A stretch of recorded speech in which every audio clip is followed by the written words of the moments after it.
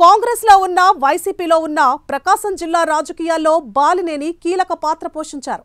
జగన్ కు బంధువు అయిన బాలినేని వైసీపీ ఏర్పాటు నుంచి జిల్లాలో పార్టీకి పెద్ద దిక్కుగా వ్యవహరించారు. అయితే వైసీపీ అధికారంలోకి వచ్చాక ఆయనకు పార్టీలో ప్రాధాన్యత తగ్గిపోయింది. జిల్లాలో వైవి పెత్తనం స్టార్ట్ అయిందన్న ప్రచారం ఉంది. ఇక గత ఎన్నికల సమయంలో బాలినేని మాటకు జగన్ అసలు విలువ ఇవ్వలేదు. ఆ క్రమంలో బాలినేని వైసీపీకి గుడ్ బై చెప్పడం ఖాయమైందంటున్నారు. రేపో మాపో రాజీనామా చేసి తన దారి తాను చూసుకుంటారని బాలినేని సన్నిహితులు అంటున్నారు.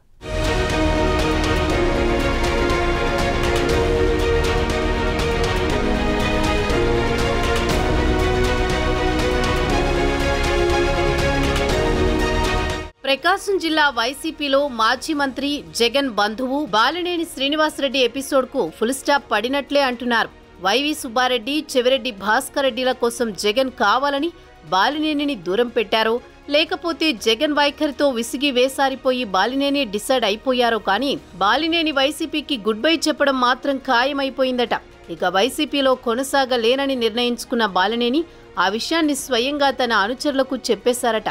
దీంతో అతి త్వరలోనే ఆయన రాజీనామా ప్రకటన వెలువడ్డం ఖాయమంటున్నారు.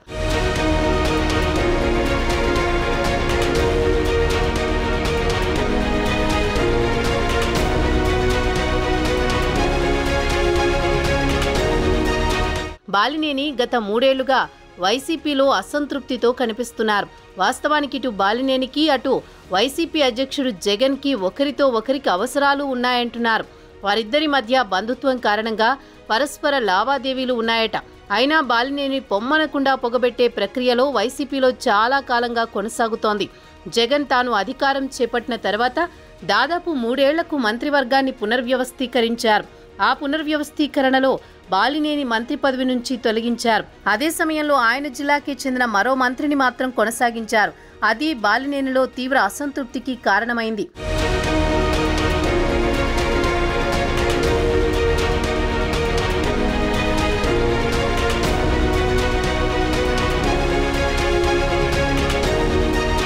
అప్పట్నుంచి బాలినేని జిల్లాలో సొంత అజెండా నడిపించే ప్రయత్నం చేస్తూ పార్టీ పెద్దలకు మింగుడు పడకుండా తయారయ్యారు. అయినా జిల్లాలో బాలినేనికి ఉన్న పలుకుబడి దృష్ట్యా జగన్ ఆయన్ని బయటకు పొమ్మని చెప్పే సాహసం చేయలేదంటారు. అటు బాలినేని కూడా ప్రత్యామ్నాయం లేక అదే చూరు కింద వేలాడుతూ వచ్చారు. ఒంగోలు ఎంపీ మాగుంట శ్రీనివాసరెడ్డికి ఎంపీ టికెట్ విషయంలో బాలినేని అసంతృప్తి రచ్చకెక్కింది. అప్పట్లో మాగుంట విషయంలో తన మాట చెల్లుబాటు కాలేదని బాలినేని పార్టీకి గుడ్ బై చెప్తారన్న ప్రచారం జరిగింది. ఆయన్ని జగన్ తాడేపల్లి ప్యాలెస్ కు పిలిపించుకుని బుజ్జగించారంటారు.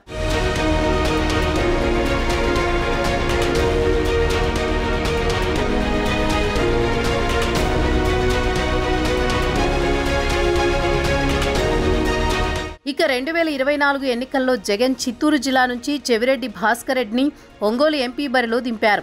దాన్ని బాలినేని మొదట్లో వ్యతిరేకించినప్పటికీ చివరికి గతిలేక సర్దుకుపోవాల్సి వచ్చింది. ఎన్నికల్లో వైసీపీతో పాటు చెవిరెడ్డి, బాలినేని కూడా పరాజయం పాలయ్యారు. చెవిరెడ్డి కారణంగానే తాను ఓడిపోయానని బాలినేని భావిస్తున్నారట. ఏదేమైనా జిల్లాలో ఆ ఇద్దరు బంధువుల అవసరం ఒకరితో ఒకరికి లేకుండా పోయింది. ఇప్పటికిప్పుడు రాజకీయంగా ఆశ్రయం దొరకాల్సిన పరిస్థితి లేకపోవడంతో బాలినేని ఇక వైసీపీకి గుడ్ బై చెప్పడమే మేలన్న నిర్ణయానికి వచ్చేశారట.